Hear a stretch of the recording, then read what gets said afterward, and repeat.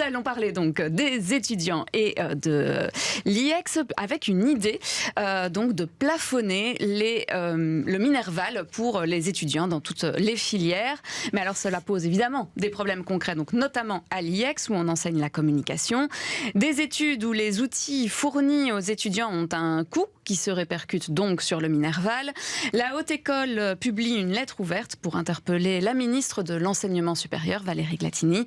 Et pour en parler, nous sommes avec Jean-François Raskin, administrateur de l'IEX. Bonjour. Bonjour. Alors tout d'abord, pour savoir bien de quoi on parle, à combien il est aujourd'hui votre Minerval à l'IEX ? Il est pour les études, enfin pour les années qui ne sont pas diplômantes, il est à 1004 €. Et pour les années diplômantes, il est à 1100, 103 ou 104 €. Et grosso modo, c'est 200-300 € de différence. Au maximum 200 € de différence. Vous les justifiez par du matériel ? Ils sont justifiés de manière d'abord historiquement, puisque nous avons bénéficié d'une exception, dérogation aux limites au plafond de droits complémentaires qu'on pouvait demander aux étudiants.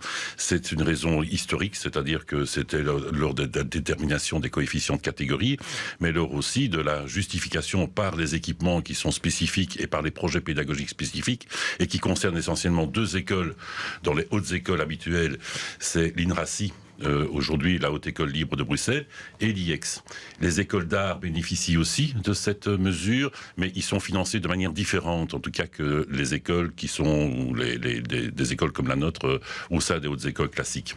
Parce que le fond du problème, ce n'est pas tellement combien vont payer les étudiants, mais combien vous allez pouvoir disposer en termes de budget pour offrir un service. La ministre dit que ces aides, que ces pertes vont être compensées par ces aides. Vous avez des doutes quant à la réalisation concrète de ces aides ? Plus que des doutes, puisque aujourd'hui nous avons une mesure qui est une mesure décrétale, qui nous autorise à aller au-delà du Minerval, du plafond imposé par la Communauté française. Donc c'est coulé dans le béton, ça fait partie d'un décret. Aujourd'hui, la ministre nous dit qu'il y a 620 000 € qui vont être mis sur la table au budget 2023, mais ça veut dire quoi en 2024, 2025, 2026 ? Donc il faut revoter chaque année un budget spécifique pour l'INRACI d'une part et pour l'IEX d'autre part. D'autre part, je pense que personne ne demande, ni à l'IEX, aucun étudiant d'aujourd'hui ne dit qu'il paye trop pour les études qu'ils reçoivent et pour les formations qu'ils reçoivent. Et donc aujourd'hui, vous donnez des chiffres là-dessus, c'est vous-même qui avez interrogé... Non, c'est pas moi, c'est les étudiants. Oui, je sais, les étudiants disent à 65%. 84% disent que c'est justifié ou amplement justifié, et 64% estiment que c'est amplement justifié. Et donc, nous avons aujourd'hui des étudiants qui disent, nous ne réclamons pas de diminution de Minerval parce qu'on sait ce qu'on a. Il faut savoir aussi que, en termes de mesures sociales et d'équité, puisqu'on parle d'équité, les étudiants boursiers ne payent pas 1 €. Les étudiants de conditions modestes ne payent pas 1 €, et les étudiants qui sont aujourd'hui en difficulté financière sont tous aidés par le Conseil social. Il n'y a pas un étudiant, j'ai encore vu un étudiant qui a publié un texte aujourd'hui sur Facebook qui dit toute sa vie à l'IEX où il a siégé au Conseil social, il n'y a pas un étudiant qui a été laissé de côté.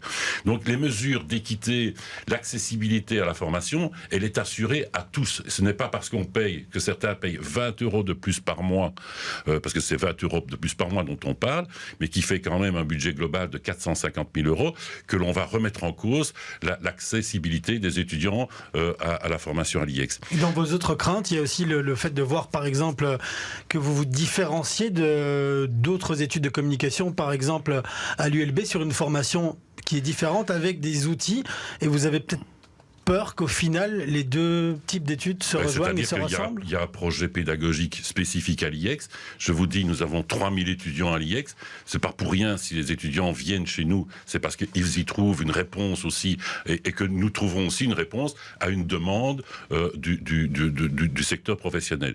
Je terminerai par une chose, c'est qu'aujourd'hui, la communauté française nous dit on va mettre 620 000 €. La communauté française, j'ai lu des chiffres, 18 milliards de déficit à l'horizon 2027, est-ce qu'ils n'ont pas autre chose à faire que ces 620 000 € dans le secteur de la culture, dans le secteur des médias, dans le secteur de l'enseignement, plutôt que de les donner à une école qui ne demande rien au départ, ni les étudiants, ni les membres du personnel. Merci beaucoup Jean-François Raskin d'être venu. Je rappelle que vous êtes administrateur de l'IEX. Merci beaucoup. Merci beaucoup.